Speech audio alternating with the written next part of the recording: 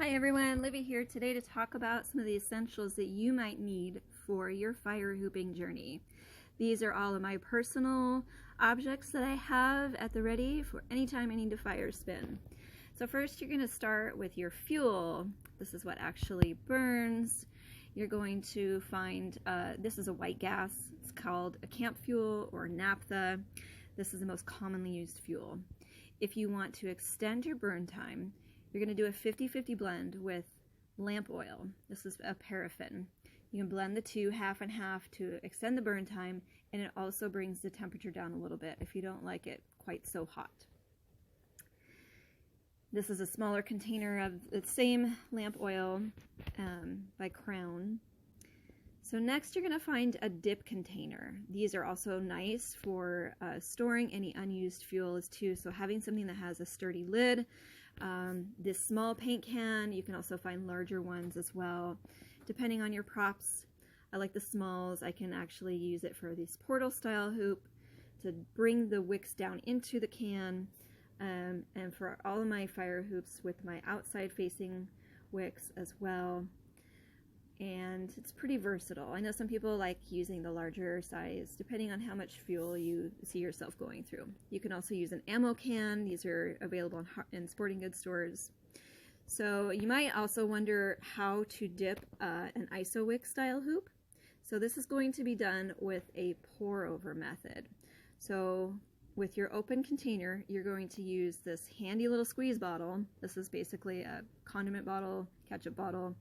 You're going to suck up the fuel just a little bit, you don't need a ton, and then you're going to hold the wick over the dip can so that the fuel that you pour over the wick will be collected back into the can. This is probably about a tablespoon or two, and you're going to flip it and then do it again. So you can control how much fuel goes on your wick this style. I actually think it's a little more efficient. And then you tap the wick over the dip can. You don't need to spin this style of wick off. Just be sure to get the excess. So speaking of squirt bottle, these are handy to have. You can also use a baster. I also like to use this method for fans. They can be a little bit tricky to try to fit into your fuel container.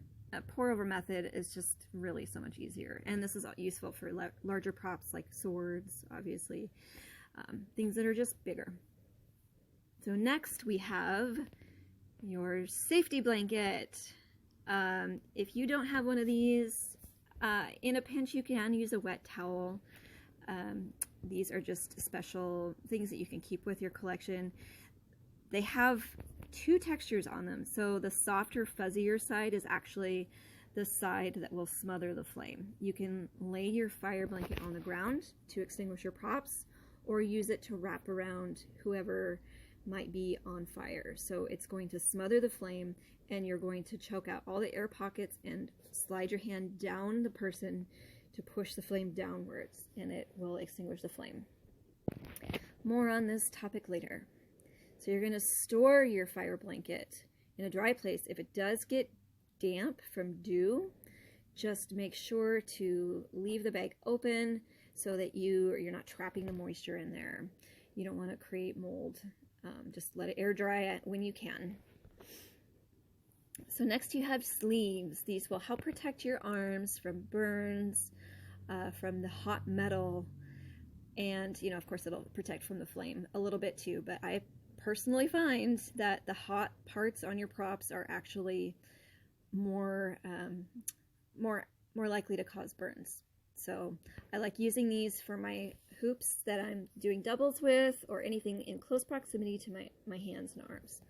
So next, you will definitely want to remember your tools if you have the screw-in wicks. So you'll hand tighten your wicks first, and then give it an extra quarter to a half a turn with your pliers to ensure a tight, snug fit. If you have the clamp-on style hoop wicks, the kinds that you open up the little clamp, you're going to use a nut driver, and you're going to loosen the bolt, open up the band, slide it around the hoop, and then to close it, put the band back and tighten it back up. You can also use a flathead screwdriver. If you don't have a tool, you're going to have to search around and be clever with credit cards, fingernails, coins, keys. It's just easier to have a tool in your hand. So next, you might want to have a collection of little zip sandwich bags. These collect fuel when you're spinning off your prop if you are being more aware of where the fuel is going. They can be a little more eco-friendly than just spinning off into the open. They're also good if you're a performer and you need your props to not evaporate off. Next, we have baby socks to keep the soot from creating marks on the hood of your car, on the roof of your car. Just helps keep things clean. I like to have these. This is really nice to light your props off of. You can set it out in the corner of your fire circle so that your performers can go and light their props off. If you, you'll need a lighter of some kind. Don't forget your lighter to either light your props. There we go. So I missed that. That was a headlamp. Having lights, having lanterns, headlamps, something to keep near your fuel station is going to come in super handy. So last we have this little bag here of some other essentials that I put in here. Some wipes to wipe the soot off. Some first aid burn cream. You can use lavender oil or mustard packets in a pinch. Band-aids. And just keeping large Ziploc bags is just kind of a nice way to stay organized. You can tuck more things away in there.